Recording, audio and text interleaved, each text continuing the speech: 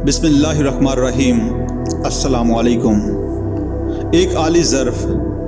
सामीन, हम कायद-ए-आज़म के अंग्रेज़ सवाने निगार हेक्टर बिलायतो की कलम से उनकी ज़िंदगी के आखिरी दिनों की यादों में हेक्टर बिलायतो लिखते हैं, स्टेटस मैन के एडिटर से रुखसत होते वक्त कायद-ए-आज़म ने कहा, मिस्टर स्टीफन्स, आपका बहुत शुक्रिया। मुझे अपनी तबीयत में खासा अफाका महसूस हो रहा है। दर हकीकत अब मेरी हालत पहले से बहुत बेहतर है। लोग कहते हैं कि मैं हाल में बहुत बीमार हूँ, लेकिन मैं जानता हूँ कि ये गलत है।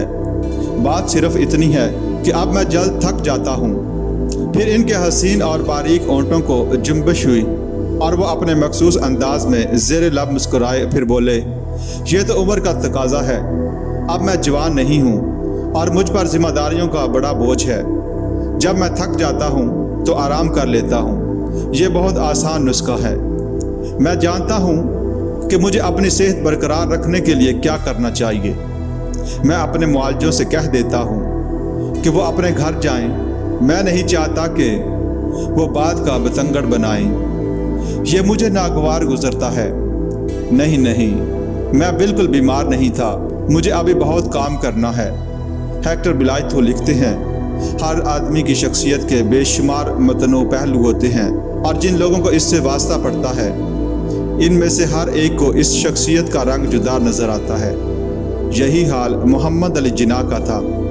इनकी सीरत और मजाज के मुताल्लिक उनके शनासाओं में खासा इख्तिलाफ राय पाया जाता है, लेकिन इस बात पर सब मुत्तफिक हैं कि वो इंतहाई दयानतदार इंसान थे और सारी उम्र किसी ने इनकी दयानत पर शुबा नहीं किया। सर स्टीफर्ड क्रफ्ट्स इन्हें 1930 से जानते थे और इनकी राय ये थी कि जिन्ना इंतहाई रास्तबाज और खुददार शख्स थे। इनसे मामला करना इसलिए दुश्वार था कि वो अपने मकसद को तुरक करने पर कभी तैयार ना होते। फील्ड मार्शल सर क्लॉड अकेनली कहते हैं, मैं मिस्टर जिन्ना का बड़ा मद्दाह था। वो ज़बरदस्त शख्सियत के मालिक थे और धुन के पक्के थे। कोई चीज़ उनकी गैर मामूली कुव्वत इरादी को दबा ना सकती।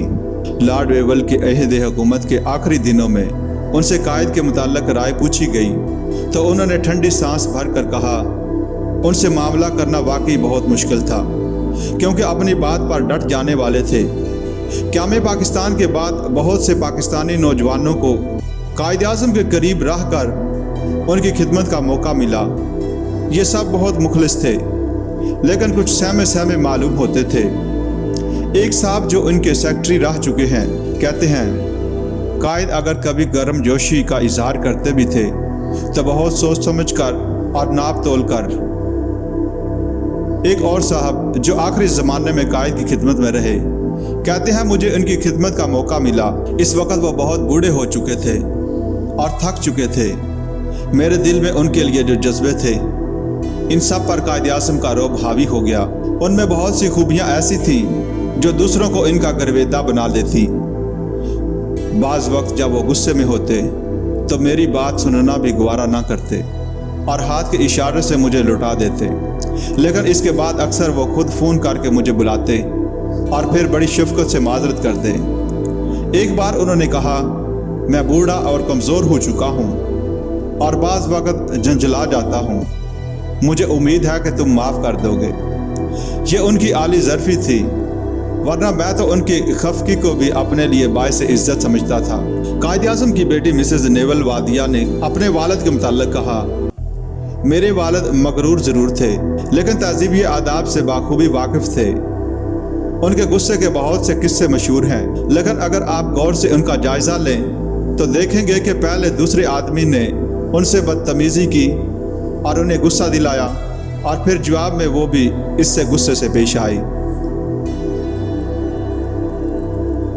सिस्टर डिनहम ने कराची में सड़क पर कायद-ए-आज़म की एम्बुलेंस की खराबी के बाद इस क़यामत की घड़ी का हाल यूं बयान किया, हम महाजरों की बस्ती और इसकी कीचड़ से ज़्यादा दूर न थे और मक्खियों ने हमें घेर लिया था। मैंने गत्ते का एक टुकड़ा ढूंढ निकाला और इससे मिस्टर जिन्ना के मुंह पर पंखा झेलने लगी ताकि मक्खियाँ न बैठने पाए। चंद मिनट तक इनके पास मेरे सिवा कोई न था और इस असना में उन्होंने मेरी दिलजोई इस अंदाज से की कि मैं सारी उम्र नहीं भूल सकती।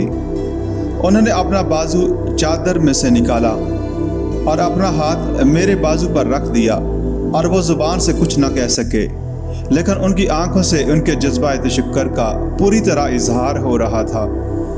میں ان کی جو کچھ خدمت کر سکی تھی، یہ ایک نگاہ اس کا مکمل صلہ تھا۔ اس سے بہتر صلہ مجھے کیا مل سکتا تھا؟ اس وقت یوں معلوم ہوتا تھا کہ قائد اعظم کی ساری روح ان کی آنکھوں میں اتر آئی ہے۔ دوسری ایمبولینس پر سفر کی آخری منزل شروع ہوئی۔ اس وقت بہت سے لوگ ہوا خوری کے لیے سڑک پر نکل آئے تھے، لیکن چونکہ ایمبولینس پر کوئی پرچم نہ تھا، اس لیے کسی نے اس کی طرف توجہ نہ دی۔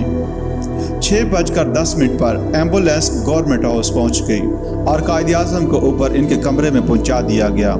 ڈاکٹروں اور نرس نے ان کو ایک دوا پلانے کی کوشش کی، لیکن دوا حلق میں اترنے کے بجائے ان کے دہانے سے بہہ کر باہر گر گئی۔